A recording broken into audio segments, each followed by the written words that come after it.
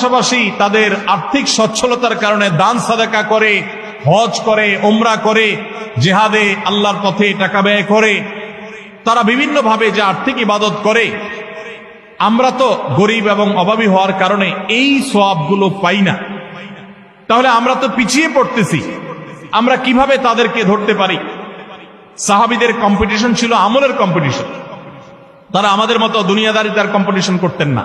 তাদের প্রতিযোগিতা ছিল কে কত বেশি নেকামল করে জান্নাতের দিকে অগ্রসর হবে।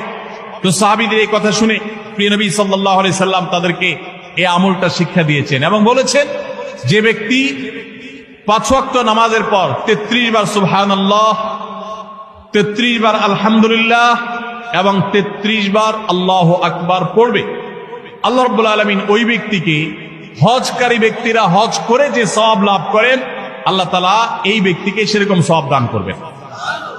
ধনী